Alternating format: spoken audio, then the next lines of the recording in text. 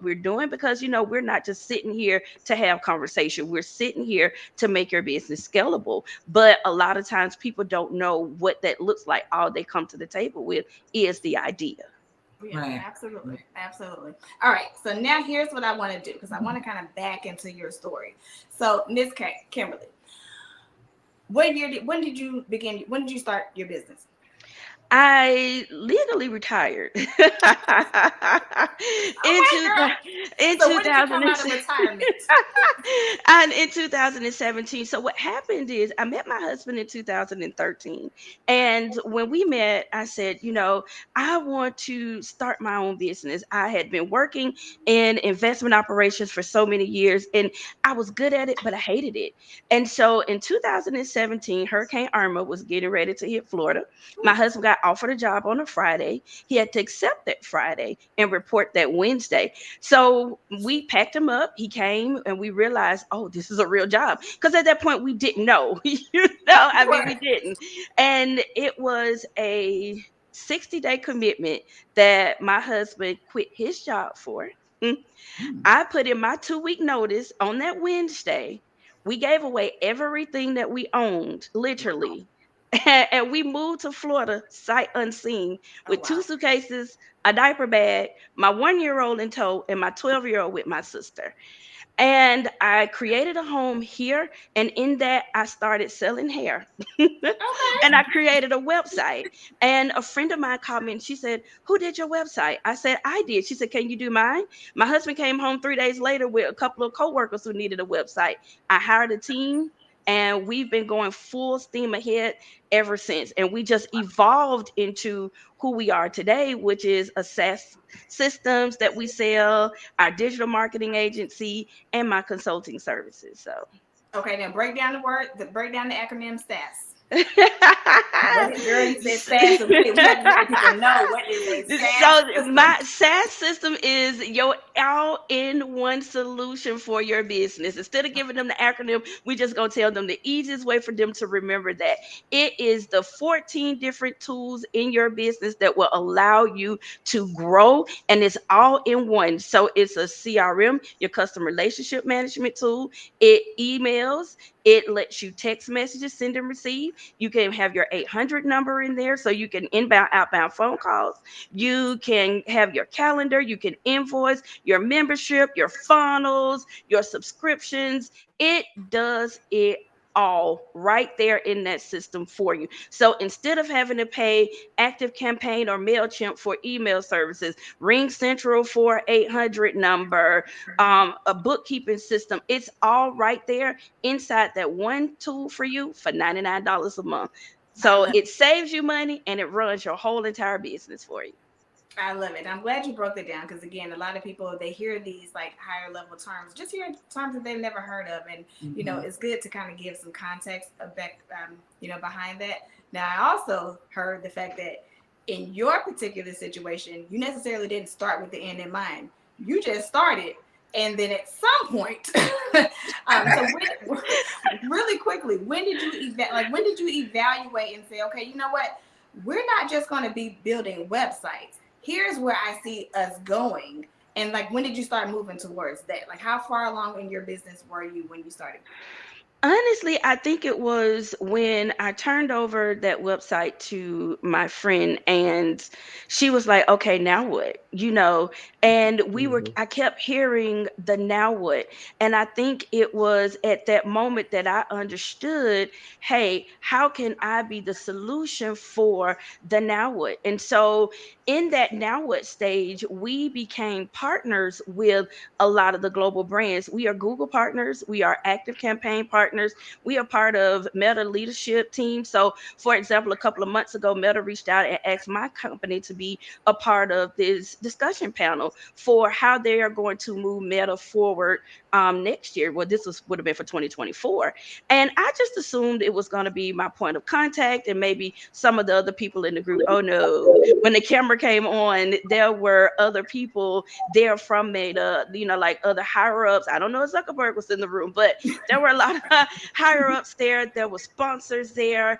And I led the conversation, guys, and I was so excited to do that. But my goal for that was for me to go and become a resource, for me to learn what was available out there on the market, and then how I can then better serve my clients with their now what. So, hey, how do you create an effective email marketing campaign? How do you create a lead magnet? Because, I start talking and people go, girl, what you talking about? So Right. then how to then break that down as simplistic as I can to say, hey, you need to have more than just a social media following. What happens if social media is no longer available?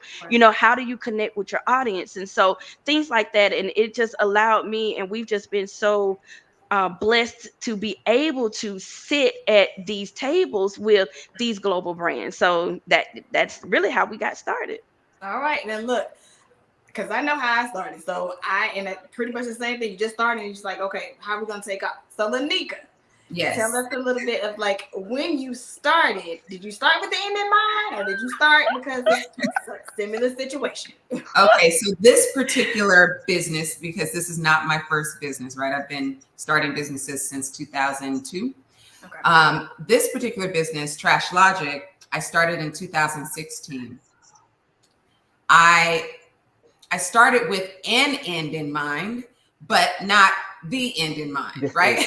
So what I thought was going to be the end is I've since changed my mind, decided that I do not want to pass this on to my children. I want to sell it and I want to go retire in Belize. So that is now my end in mind. But originally it was, how do I build something that my kids, because my kids were in high school at the time, Okay. how do I build something that once they get out of school, they can take over? Well, they are not interested in waste management or sustainability. Are they ever? Are our children ever interested in what we build, trying to take it over? So I couldn't get them. Go ahead. So to that point really quick, because I think this is a good starting point. Based on the tribe of women that we're building, how does that make you feel? Really quick, like how does that make you feel when you started with the goal of, okay, I see something that I can build and I can leave to my children and they can just be set and they don't have to go work and they can just, how does that make you feel? I think when I started, I was super excited. I had planned this out. I didn't just jump out and start a business, right? So I had planned it out. I was very excited. I thought I knew exactly how this was going to go. Yeah. So my daughter, this is the interesting thing. My daughter was with me when I started the company. So my son had gone to live with his dad temporarily. My daughter was in the 9th grade and I had a 6-figure job that I quit. And I told her, okay, listen, this is your last shopping spree. Her birthday was right before I started the company. So this is your last shopping spree. We're going shopping. And listen, you got to be prepared to be broke for a minute. We're going to be broke for a minute. Okay. For the year prior to starting Trash Logic, I saved 50% of my salary so that I would have seed money to start the company. So when I started the company, I put all of that into the business. I bought my first truck and we were off and running. But I immediately hired staff, right? So I had to have money to start with. And it was awesome for my daughter to be part of that process. And I thought that would really make her want to join the business later. But no, it did spark, though, her entrepreneurial spirit. So she's a senior in film school, and she and her friends have started a production company. So she got what I needed her to get out of it. She just doesn't want to take over my business, which is fine. It's fine. And I don't feel bad about it. I'm glad she got the message that she does not have to depend on somebody else to make a living or to create the life that she wants. I think that was the message I wanted her to have. How did it feel for you, Christy? Like, or how does it feel? Did you start with wanting to leave this to your babies, or like how did it go? I did, and there's still an opportunity to leave it. I do feel like it's going to do what it's done for Lanika's daughter, which is more so being able to see that there is another option than to going to work for somebody for the rest of your life. I do definitely see that in my 16-year-old. And I think happier to have that as an option for her to take than to take over what I'm doing. And I understand it. I mean, I have a family member who has a very successful tax business, and she would prefer to hand it off to somebody in the business. Her kids don't want it at all. She's my great aunt.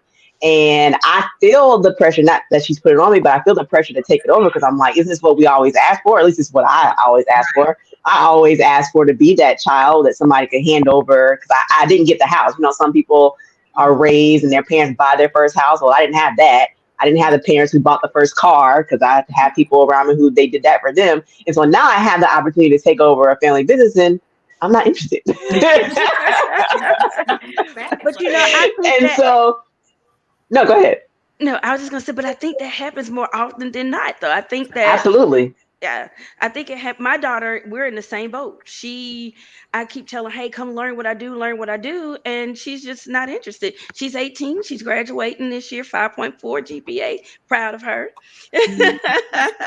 But she wants to go to law school. And my thing is, I'm going to let her chart her own course. However, there's a however in that. Okay. My daughter and her best friend are both gifted when it comes to the gift of gab and their ability to do hair and makeup and things like that. And so I stopped selling hair when I started the marketing agency. But what I did tell them was, you guys, if y'all going to the same college, this is what we're going to do. I'll start back selling the hair. One of you guys install the hair. The other person does the makeup. And so when girls want to get ready to go out on the weekends, you know, you have it. And this is what we're doing. And so, you know, I want to then also teach them that, okay, hey, you don't have to walk in mom's shoes, but you do have to put on your own. And that Right. does, you know, go into charting your own course and letting them figure out, okay, hey, I may not want to do what mommy's doing, but what mommy's doing can help fuel what I am doing. So then I can chart my own course. Mhm. Yes, yes, Yeah. absolutely. So what I'm hearing and what I've heard is, even though you had an end goal in mind, you wasn't necessarily married to it. So which allowed, if when it changed, then you were okay with it. A lot of times people are so married to what it is that they set out to do that if when it changes, it just throws them for a whole loop and they just end up either being stuck Mm-hmm. or just giving it all up. Mhm. Which Mhm. I hate running into people that give up so soon, because it could be the very next day that you get that phone call, that you get that email, that you get that additional sale that will propel you to like another version, like a 2.0 version of what your idea started out to be, right?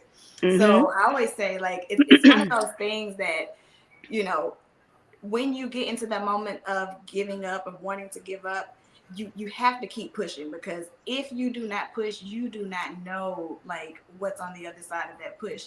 And one thing that we all can agree on, life is going to throw all kinds of things at us that's going to make us feel like giving up.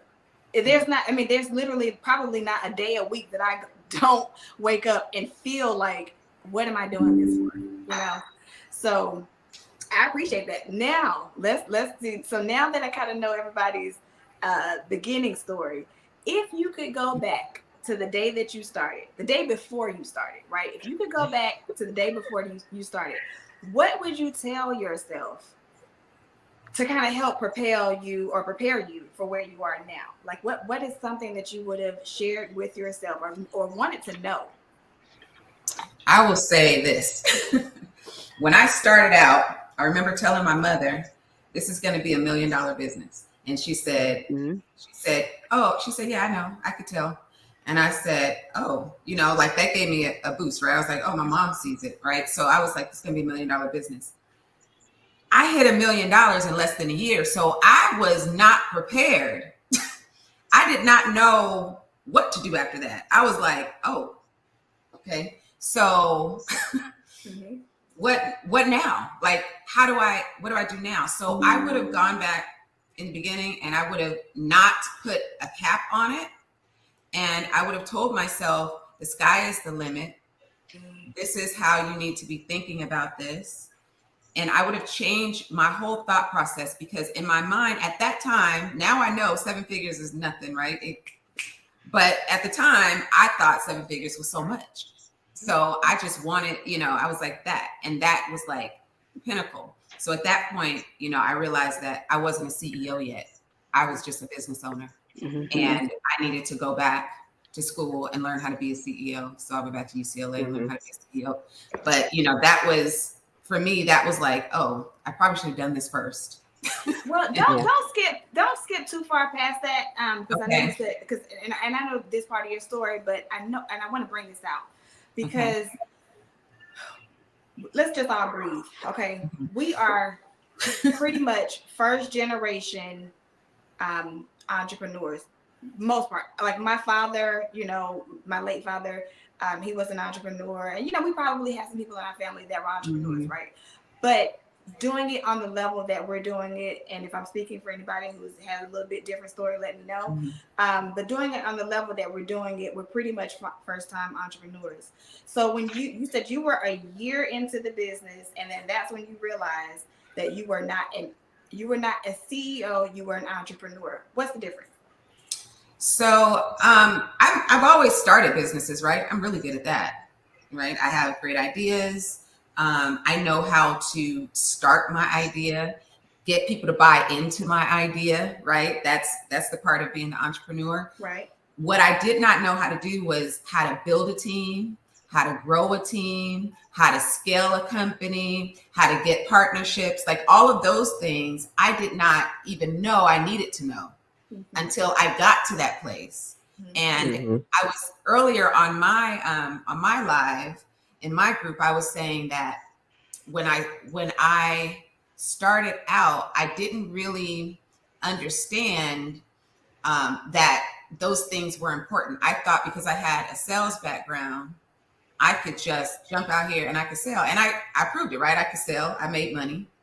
But then I didn't realize that I was real passive, right? And my employees would take that as dismissive, right? There were certain things I just didn't know about growing.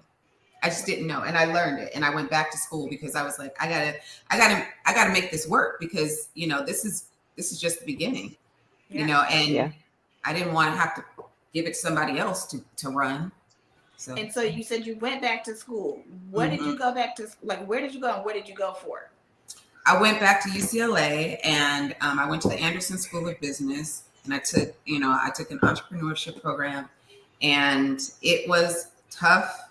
It's basically an MBA in 6 months, and I had to leave my home. I had to go to LA. I had to, be away from my business. A lot of people didn't understand why I was making that move.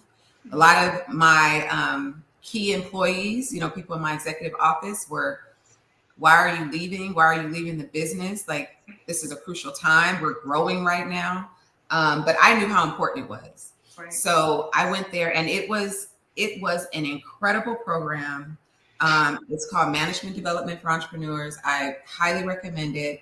I literally learned, like, from the ground up, from management to financial literacy to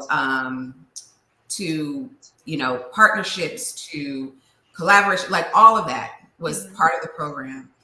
And also meeting so many other entrepreneurs that were doing $100 million a year, right? So with your $1 million to their $100 million, you're like, right. There were people in my program doing that, but they came back because they needed that, training too. Right. So to be sitting next to those people and to still have those people in my network, because now we're a cohort, right? So we talk to each other all the time. But to have that experience and to be around people who have been doing it, and people who were starting to do it, and people who were doing it scared. I mean, the gamut was so vast, and it really did change the trajectory of my business. And then, so that was why during COVID, I was able to scale, and we were able to go into the East Coast, and we were able to go into Seattle. We were able to just keep growing. And we tripled our business during COVID, which is, something that a lot of businesses have the opposite effect. Yes. So Yeah. yeah. I wanted to make a time to put emphasis on the point that you made about your goal was $1 million, and if you had to go back, it would have been, or at least my takeaway from it, because this is definitely what happened to me, is setting your goal higher or having the next step lined out for when you did reach that. I think we have the end in mind, and then we don't take consideration. We don't have a plan or even think about, well, when I hit this, then what? I know for sure, like when I started my business, it wasn't even meant to be a full time. It was just really to supplement my full time job. And I always tell everyone that I set my goal way too low. It was make an extra $1,000 a month. And then when I hit that, I was like, well, let me go to 3,000. Then I hit that and I was like, well, let me go to 5,000. And I tell everybody now that if I had started off day one believing that 100,000 could have been made, I'd have made that the same time I made 1,000. But I just didn't believe it was possible, so I set it low. So like my goal now is the $1 million mark. And when I say million, it's like in-house million, not the whole business making a million, which is something I've also learned over the years of going from an employee mindset to a business owner mindset, or a business owner who manages others.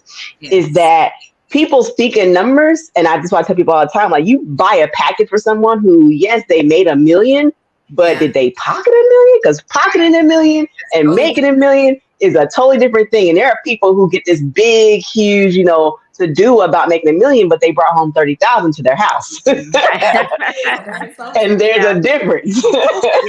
And so all those things that are learned over time, but I just wanted everyone to take a moment and make sure our audience caught that you can have an end in mind, but when you hit that end, then what? So if your end is to sell, like your end goal is to sell, then what happens after you sell? Right. Yeah. And I think that's, go back to kind of the point I made earlier, which is being that, and now what? Because that's something that you said. I hit my goal within that first year. Well, actually, in less than a year. And now what? And I think that's where a lot of our startups and small businesses, they have a goal. They're able to achieve, they're able to sell, they're able to get people to buy in. But now what? How do I then effectively scale and grow the business? What tools and resources do I need? A lot of people don't even know what's out there on the market, and then how to use that to create the right tech stack for your business that would then make that business sustainable, so that it can then run and scale to the next level, and so on and so forth. But there's not a lot of people that are talking about that, in terms of, you have to have that in the background. You have to have the right tech stack. You have to have things that will then allow you to grow beyond the goal that you set for yourself initially. And how do I then take it to that next level? So kind of good that you said that, Lanika, to kind of shine a spotlight on, and what's my now what? Right. What's my now what? And to that, so now I want to kind of pivot into a different direction, because when I think about starting with the end in mind, now we need to focus on, okay, we're women in business, we're moms, we have teens. What type of contingency plans do we need to have in place? Because we'll set these high level goals for ourselves. And so we have high level goals in our business, we have high level goals in our family life.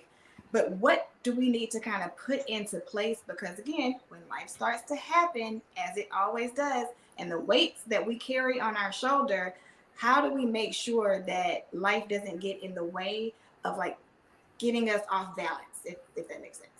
There has to be balance there. There has to be, like you said, checks and balances that are put in place, because even if life doesn't life, and let's just say everything goes according to plan, you still have to have that work-life balance, and I think it kind of gets off a little well, I'm not gonna say a little, a lot, when you're an entrepreneur, because when you're working for someone else, the time that you're supposed to be there, the time that you're supposed to clock out, and the time that you go home. So depending upon the level that you reached at that particular organization, it's just that, you go to work, you do your, or I should just say, you do your 8 and you hit the gate, you do it, and you do your job and you go home, unless you've reached a level to where then that work comes home with you. But as an entrepreneur, you're on 24/7, not to say that you're up 24/7, but when you're starting out, 9 times out of 10, you're everything in your business. So every hat that has to be worn is worn by that one person. But then there's still the family that's in the background. You know, when I met my husband, I was a single mother. So I was working a full-time job. I was going to school, getting my master's degree, and I was trying to start my business, and it was just too much. And so when I met him, I said, hey, listen, this is what I want to do. I don't want to do my 8 and hit the gate anymore. I feel like I've done enough. But then once the roles reversed, you know, and I pivoted and became a stay-at-home mom and an entrepreneur and you know, I started to hire. That's when I had to look at, okay, everything on this side is doing well, is doing, you know, better than I thought it would. Right. But now how do I then balance that? Because I have small children. How do I then tap in to that? And so I started setting things where, okay, at this time I have to stop working regardless of what's going on, so I can cook dinner for my family. We came up with the schedule of my husband helping to cook dinner. So I'm sorry, go ahead. Real quick, because I mean, that was a good point. So when you say at this particular time, I have to stop working on my business, how did you relay this message to your clients? Because, you know, some of these clients feel like when they hire you and they paid that deposit, baby, you are on call. Pretty much, but I'm so grateful that I would say the majority of, not everyone, but the majority of my clients are mothers. So, you know, for whatever reason, I tend to work with more mothers than clients who are not. And so I've been fortunate enough to where they understand. But what they also know, when I'm on, I'm on. If they text me and if it's 9 or 10 o'clock and I'm back on, I will respond back. You know, if it's early in the morning and I'm up, I do. I'm trying to get away a little bit from that, you know, but I'm the type of person that, hey, I'm your resource, so I got you. But, you know, so I'm grateful for that part, because it was important to me to still be that present mom in my home and that wife to my husband, who afforded me the opportunity to walk away from my full-time job. So I had to make sure that I, you know, at least from 5 to 8, because my son goes to bed at 8:30, I've cooked dinner, or my husband has cooked dinner, or my daughter's helped out. He's had his bath, he's done his homework, and then when everybody goes upstairs, don't bother me, you know, let me get back to doing what I need to do to continue to grow the business. I want to say that I have entrepreneured through different stages of my children's lives. So it has been different every single time, right? So now my business is set up. Both of my kids are in college, right? But they were in high school when I started. So I wanted to make sure that I was done by 3 o'clock by the time they got out of school. So I set my business up so that we would start at 6 a.m. and by 3 o'clock, I could shut everything down and send everybody home, right? So I set the business up that way. Now, okay, so that was the family side, but also now you know you have a team that needs you as well. So how do you manage your team to know when you're off, you're off? So my team is also off at 3. So when I started the business, I'm telling you, I built it this way. When I started the business, I said, we start at 6, we end at 3. This is a very, very strict timeline. We do not work on Saturdays ever. I don't care what the reason is. We don't work on Saturdays. Everybody needs to refresh. Now we service our clients 6 days a week. So we service Sunday through Friday. So that means on Saturday, I am very, very strict about nobody working. And I don't care what the reason is. Nobody works on Saturday. Everybody needs to rest. So they know, only call me if there's an emergency. And I've had emergencies, right, where somebody stole a truck, or, you know, something happened like really big in the business where I had to actually, you know, go to work. But I don't require my team to go to work. I will go to work, or, you know, I'll get somebody in my family to go and help me with that. But on Saturdays, we don't work. So that means that during the week, when I say we're done, we're done.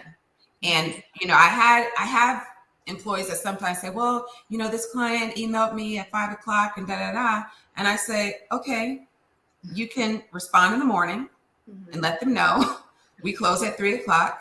I wasn't able to respond to your message until this morning.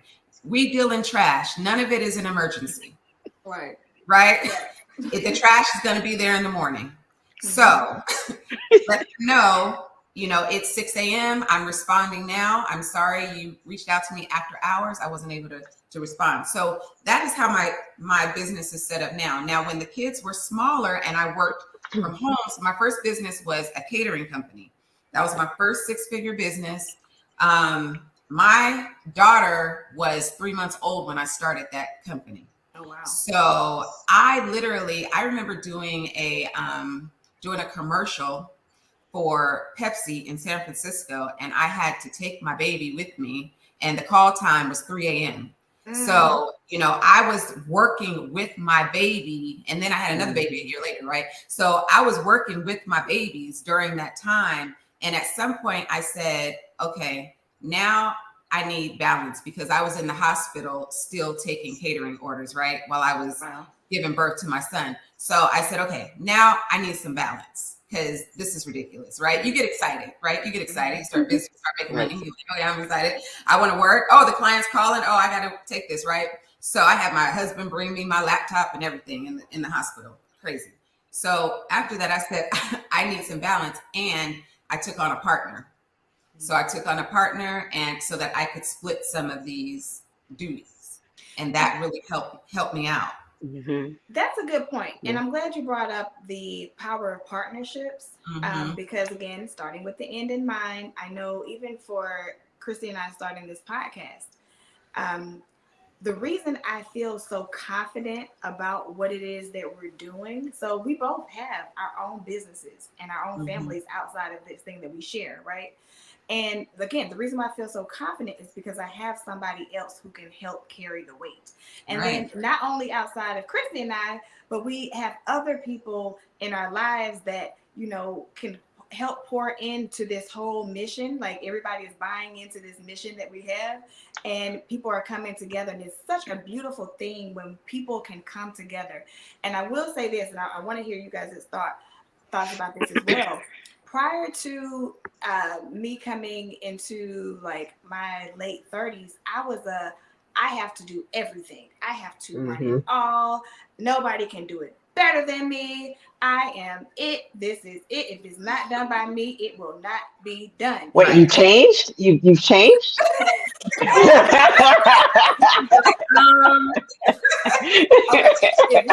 you think I'm bad now, I was worse 2 years ago. You know what? But so finding, I think it's essential though to find your community, and when I say community in this aspect, I mean your personal community, your community that's going to get behind your mission and your vision, and like really help it take off. And I couldn't be more thankful for my community that I have, because again, I really could see how 2023 went. If I was just trying to do all the things by myself, we wouldn't be here right now. Honestly, like we would not be here sitting here right now. So I'm thankful for that. Like, do y'all want to kind of share some things of some community building that you've had to do within your own lives?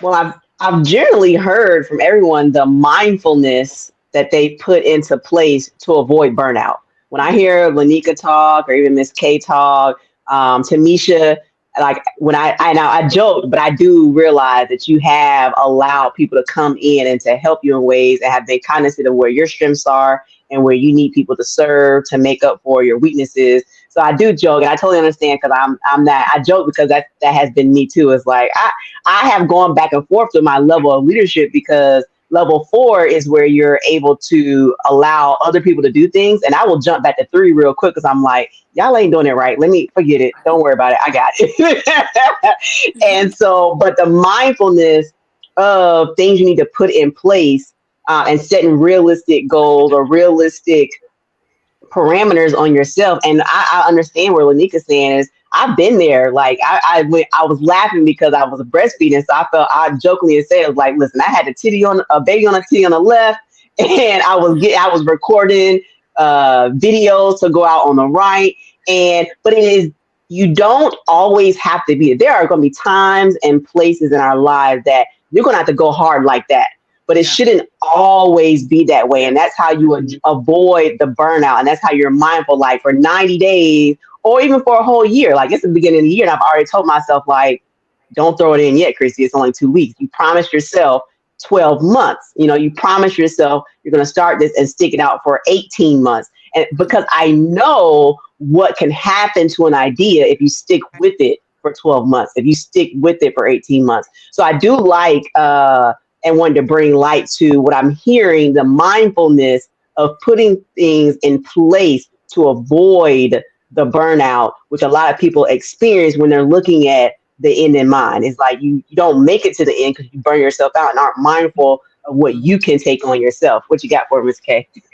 It's funny that you said that. I think social media has created the mindset that if it don't go viral, if it don't take off overnight, if I'm not a multimillionaire within 3 days, my business sucks. Girl. And then you should see the amount of time I have to spend with people and tell them it don't. I'm not going to say never, because I never say the word never and always, because it's never, never, never, always. But there are very few times where that has occurred. Even McDonald's has had to pivot and move a time or two. They ain't the same McDonald's that they were when we were in business years ago. And so with that mindset, yes, you're gonna have to pivot and move. I think we kind of talked about that earlier. Is that how do you then turn that around in your business? Because yes, a lot of times we do want to say, girl, I'm done. I've been trying to sell this business for a month and nobody buying. Okay, well, hey, you got to build that brand recognition. Do people know who you are? Have you went and did your customer journey? Have you tried to figure out from the time that they come into contact with you until the time they make that sale? Have you created who you're selling to, who you're so it's a lot that goes into it, aside from I'm just going to be this viral sensation. Great if you do, but I think that's first of all where that burnout starts, and that throw in the towel mentality is because, hey, I didn't start trending overnight. My hashtag didn't go viral. You said no, I never said that. Right. And I will never tell you that that is not going to help you get to that next level. That business type is not sustainable, and it's not going to allow you to scale that to where you need it to be, dollars and cents, if you want to make that exit strategy or you want to turn it into a long-term goal. I want to speak to that because I think you made a really good point. I always say that real business is not Instagram sexy, right? Right there. It's not Instagram sexy. You don't really see the losses, right, on social media. You see the highs, you see people celebrating, but you don't really see when people are struggling. And that's why, like, I try to share when I'm really having a hard time, when I'm struggling, without putting my business out there. I try to just share when things are not as glamorous as people expect it to be. And you made a good point earlier, Christy, where you said just because you make $1 million in business doesn't mean you have $1 million in the bank, right? When you have a 6-figure business, you also have expenses that go with a 6-figure business. When you have a 7-figure business, you also have expenses that go with the 7-figure business. Right. And people are so focused on how am I going to look to other people, and you're comparing yourself. And I always tell people, I don't really care what's happening on the internet as far as Trash Logic goes, because my customers are not there. I get my customers from trade shows. Right. So these, the customers the people on social media, that's just for brand recognition, right? That's really not where I'm selling. That's not where the transaction is happening. So we really need to get to a place where we understand that your Instagram feed is not your business. Your business is the thing that you show on Instagram, but Instagram is not your business. And a lot of people are trying to make that their business. And I think that's where a lot of that stress comes from. And I think another point I wanted to make is I wanted to make sure I made the points before I moved on. The way that I really took the balance back in my life was to replace myself in every role. Ms. K, you talked about when you start, you're doing everything, you're wearing all the hats, right? I told you I started out with staff. I started out with an assistant. I started out with a bookkeeper, and I started out with a field staff member, because I knew I couldn't do everything. So I didn't pay myself.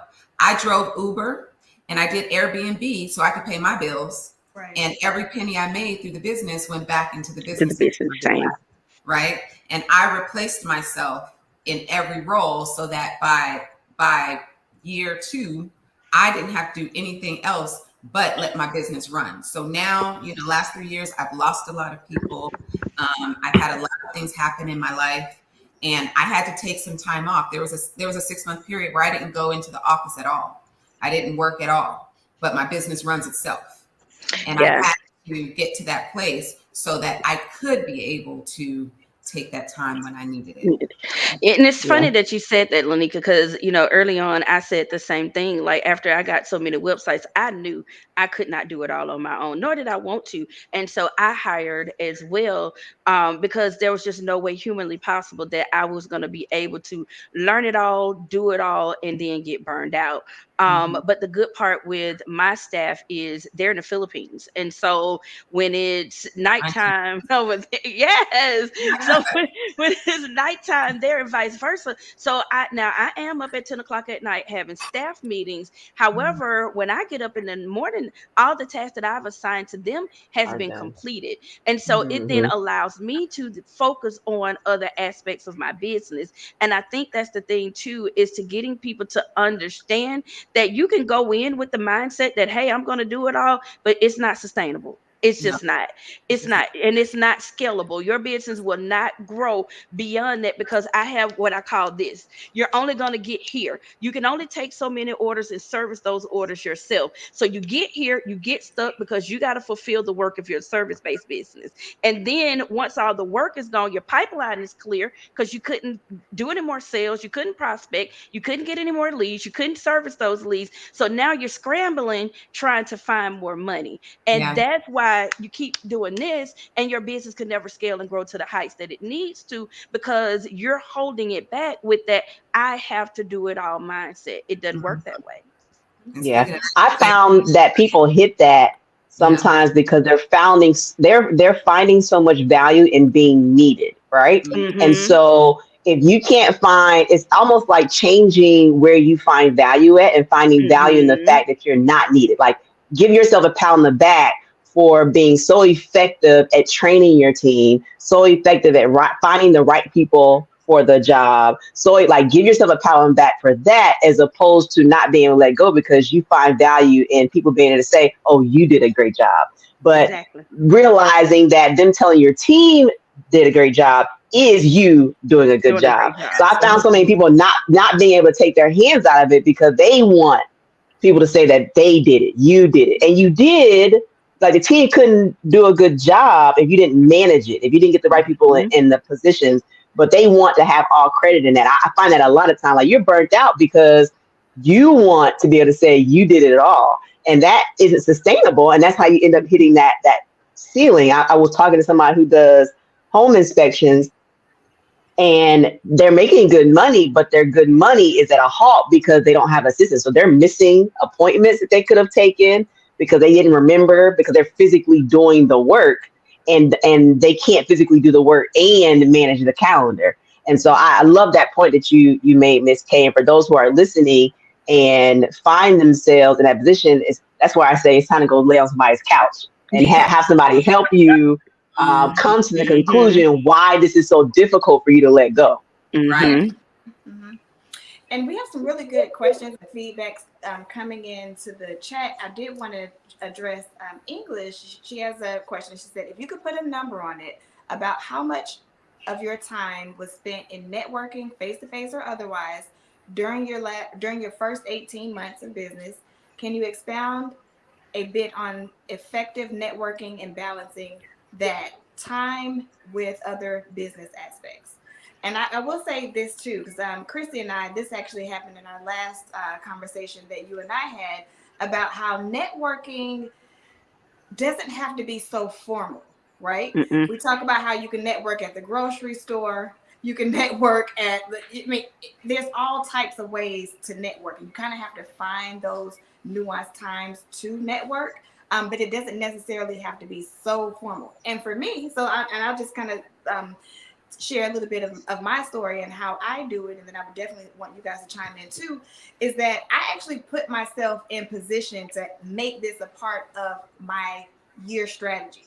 So I became the Atlanta leader for the women into networking group, right? So because I, became the leader of this particular group, I have to plan at least 2 networking events per month. So I'm going to do 2 things.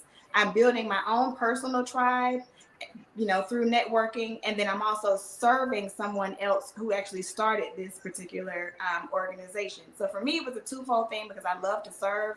So I found that serving her and her vision, and then also being a little selfish for myself because me being the person who plans the events gives me that opportunity. And now I Right. know at least 2 times a month I'm committed to showing up and being and networking in those particular settings, which doesn't tie up the rest of my time because again, Mhm. I run a business, I have this show, I have all this, I have family, I have all these different things. So again, I think it's going back to what we were saying in the beginning, is if you plan for it, just putting time. So if y'all can actually kind of go into what she was saying, is kind of putting a number or like a percentage or of that part. I will say this: I spent probably most of my first year networking. Like I said, we got most of our customers from trade shows, so I did every trade show that was available. I took I took property managers and regional managers and vice presidents out to lunch all the time. But I am an introvert, so I was dying inside. I hated it. So but I knew what I had to do. And so as soon as I could, as soon as I had enough revenue, I hired a sales rep that could do that. Mm-hmm. So, now my networking is with, just people within my group, people within my mastermind. I'm networking with other entrepreneurs because something you said at the beginning about it feeling like you started alone. I didn't feel like I started alone. I felt alone once I got to a certain level. Mm. I felt like there was no one who understood me. There was nobody I could talk to about this. Like the friends you had don't understand where you are.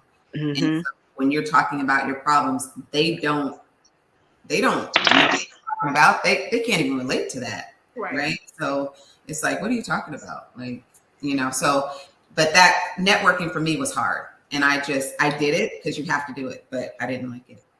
Yeah. Networking for me is pretty easy. I'm an introvert extrovert. I can give you enough time and then after that I go back into my shell because I need to regroup. But I am a people person and I love getting out and meeting people. And so I'm a part of the chamber here locally. So I do attend a lot of the chamber events. If there's any other networking events that my partner or someone say, hey, let's go and do this, I will attend those.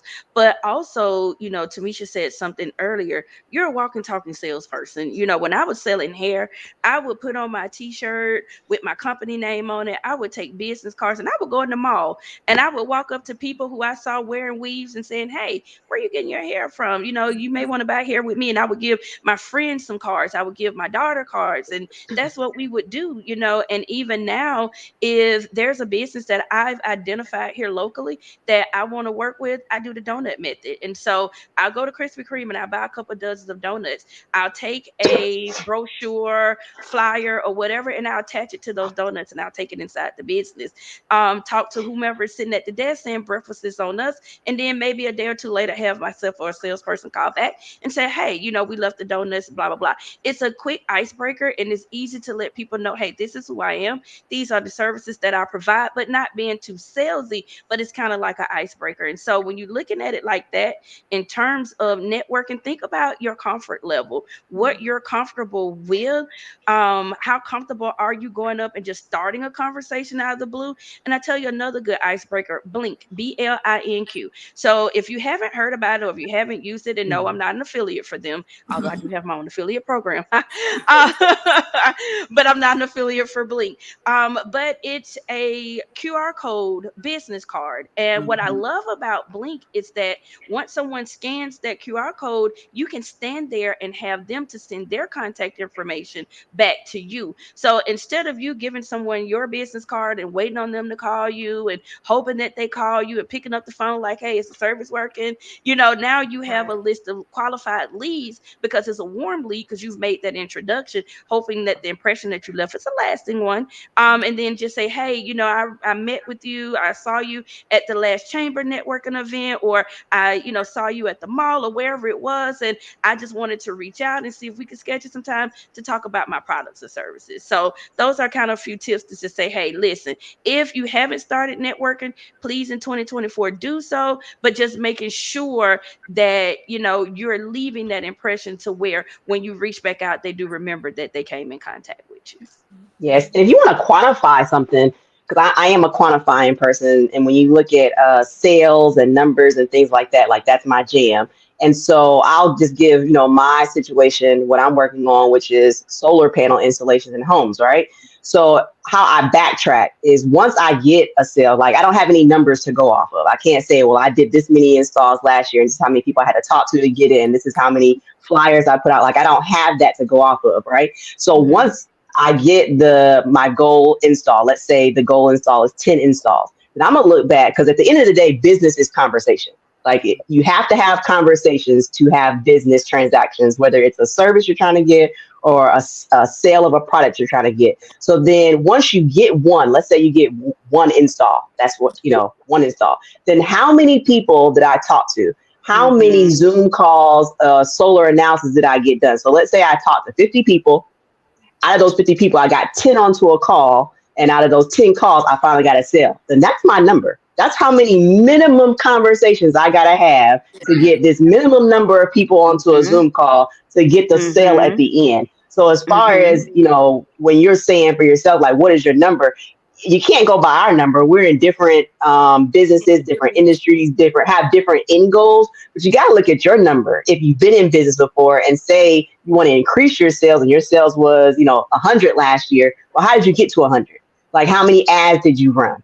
How many appointments did you set up? How many network events did you attend? If you attended 5 network events and ended up with nothing out of it, then you have to say to yourself, well, what do I need to change that I'm doing at these events? Exactly. So that, because for me, I'm an introvert too. So I literally will sit in the car before a networking event and say how many people, because what I've learned is the more people you help, then the more you can get out of it. So when I go to networking events, I don't go in there trying to sell myself. I go in there to see how many people I can help. So how many people do I want to say I've helped by the time I've left this event? And then when I leave, I go back to the car because I'm overwhelmed once I've left the networking event because I'm introverted too. And people have really just, my time is like I'm on a timer. Like I got 60 minutes before I'm going to be ready to run for the hills. And so when I get back to my car, while it's front of mine, I take notes right then in my phone because it's digital. I'm going to go look for this notebook later.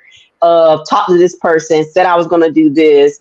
Well, and then how many touch points? Like how many times will I touch that person at this networking event before I'm going to now share what I can, my end goal. So I think those are some things that I would suggest putting in mind if you want to quantify for yourself how many networking events you got to do. And then that too can go into your CRM. So then that, goes back to your systems and things like that, because you can put those notes, you can actually then share that information amongst your team. And so you're able to see, like you said, how many touch points you had with that client, what information have you already given them, what value, because you talked about that as well, what value have you provided? Because 9 times out of 10, people are already familiar with the products and services that you sell. So it's the value that you provide that actually seals the deal more often than not. And so it's being able to then see that, and like you said, how many ads that you run. The data and analytics that goes into a business is something that every business needs to have. Like you need to be able to see numerically how well your business is performing. That is from your ads, your social media campaigns, your emails, what's your click-through rates, bounce rates, are people reading this type of stuff, all of that, because then if people aren't reading it, why are you still sending it? But a lot of times we don't look into the analytics so that we'll then know how to effectively move the business forward. So I'm glad that you said that, and hopefully that's something that businesses start to incorporate in 2024 is the analytics. So you'll be able to see how much of your traffic is coming from social media, how many of your blogs are being read every month, how many backlinks you're getting, meaning that how many other websites are linking to yours, so that you'll know that the value and the information that you're providing is something that people want to read it. They see it as a resource. And so that's something that I think we all need to start having inside of our conversations with our teams and with ourselves as to, okay, I don't have this information. I don't know how many people I talked to last year. I just know I made money. Okay, which is great. But how do you now use that information going forward to effectively scale and grow your business? I want to say it's important to also understand that if you do have a hard time talking to people and you do have anxiety, the job that I quit before I started my business, I was the national director of sales. So I had a sales team. And, I would tell people it's not, you don't have to have all this charisma and, be outgoing to be a great salesperson. You have to have discipline, right? So as long as you know what your— That's my word right there. as long as you know what your metrics are, you know how many people you need to talk to, just like you said, you will be able to meet your goal. Now, the important thing to understand is that if you don't like talking to people one-on-one, you need to find opportunities to talk to a whole bunch of people at one time. At one time. That out, right? So I used to go to chamber events and, I would just speak to the room, and then I would get leads that way. Like I would find great ways to get groups of people together to talk to them. I'll put an informational Zoom call together and just send out invitations and say, okay, if anybody wants information on this, you can hop on. So if you're a person that, gets drained by, interacting with people, then you need to think of ways that you can personally effectively meet your goal, right? If you need to speak to 3 people, where are you going to find those 3 people, right? Without having to go and talk to 20 people. Absolutely. All great stuff. Like, look, I've picked up some things myself. I can't wait to go back and watch the replay because it's me neither. Okay, so we have another question. Do any panelists use surveys or customer service and quality control metrics? Like, what do you guys do on a higher level? What do you guys do in your businesses for that? So glad you asked that. We do reputation management. So reputation management is just basically that how people see you, how they value the products and services that you provide. Why? Because typically when somebody's looking for something, they're going to go look at the reviews. At least I know I do. I'm going to Google your business. I want to see what other people said about the products and services that you're offering. And so we have a reputation management dashboard.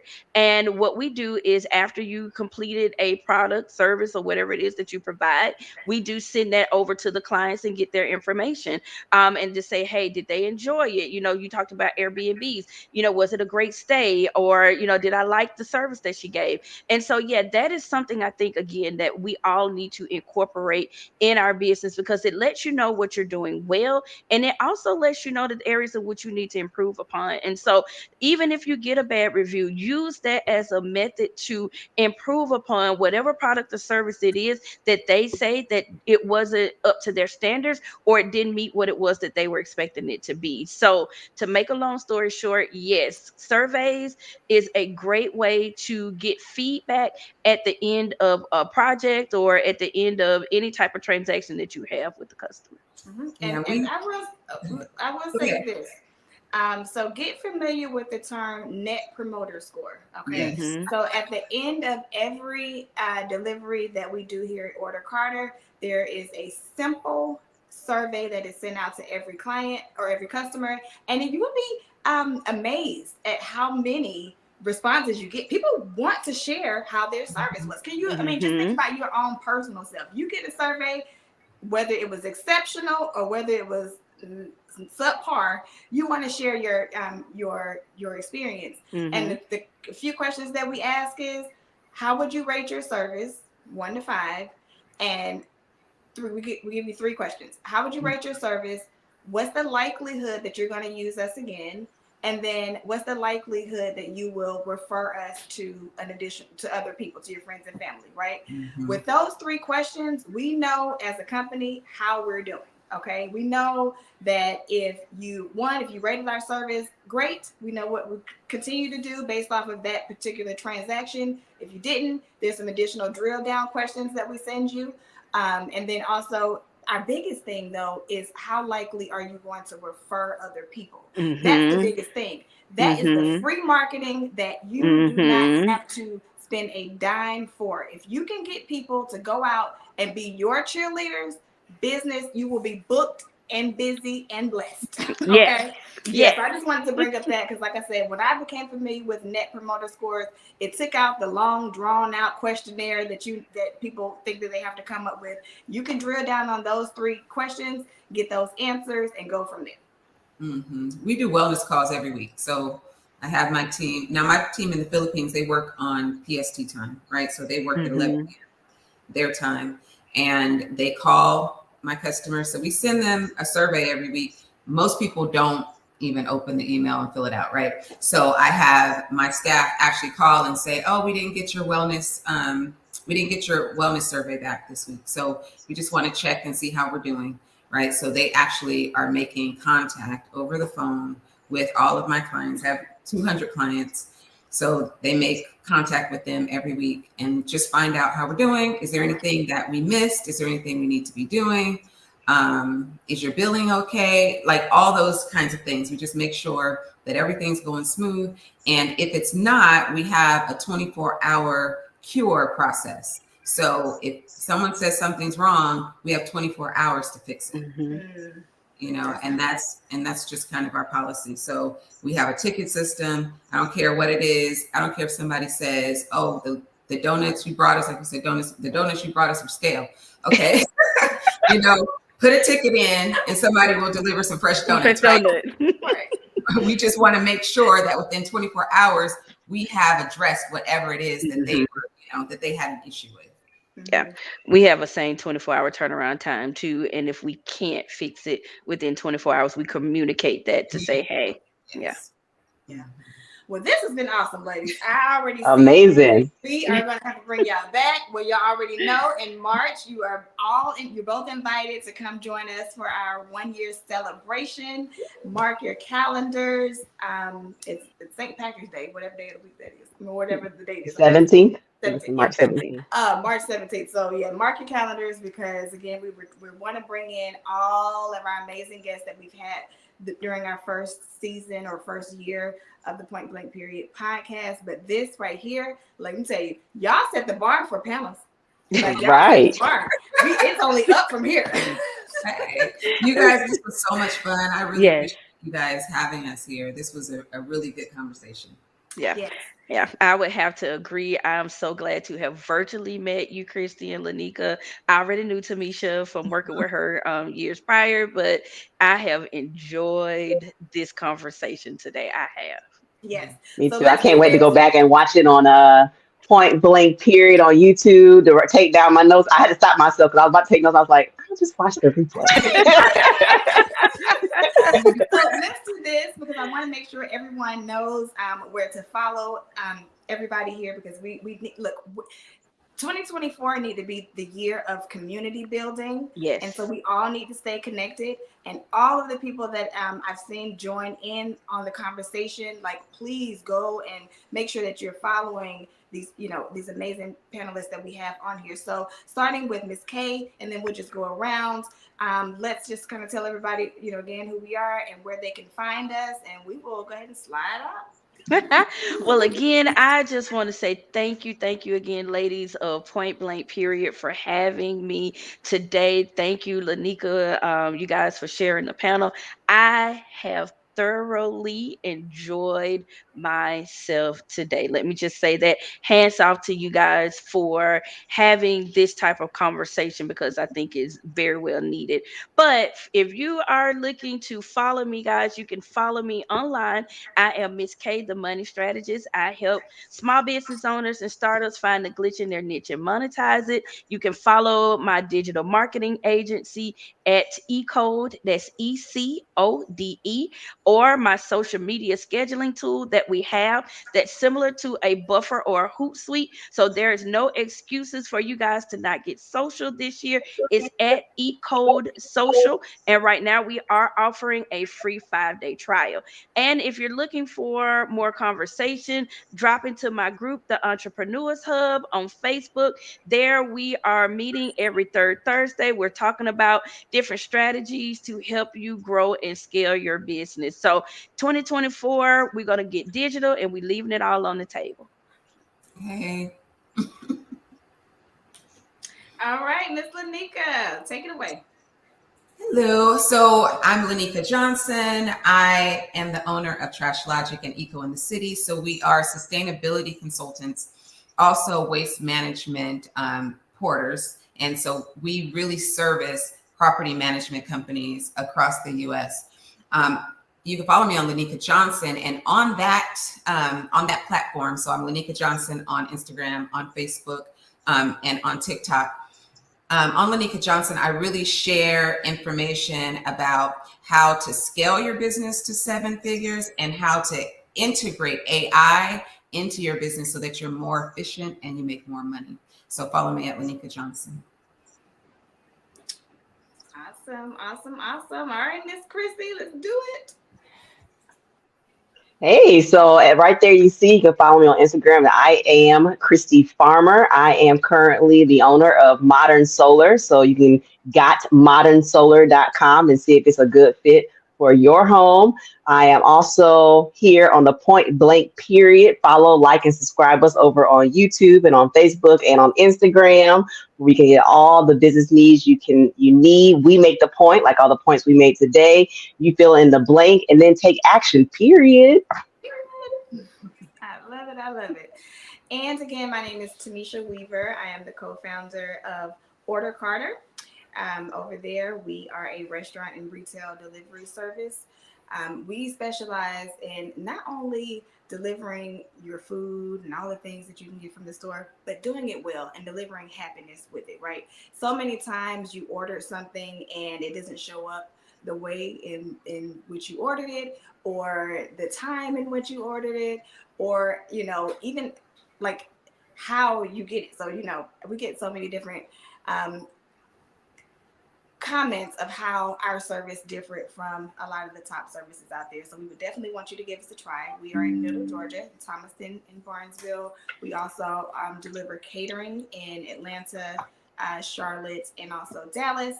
And then as well, again, I'm the co-host of the Point Blank Period podcast, where we, one of our main missions is to just be a support and build a community around women who are entrepreneurs, who build teams, and also who have family members that they take care of. I know any lady in that situation, whether you have a team or whether you are what we call mompreneur, there's a different type of weight that you carry with these roles that we've stepped into. And we want to just, like I said, be a resource and just be there for you as you carry that weight. Okay. So again, thank you so much, ladies, for being here, for saying yes. We look forward to meeting you both in person really soon.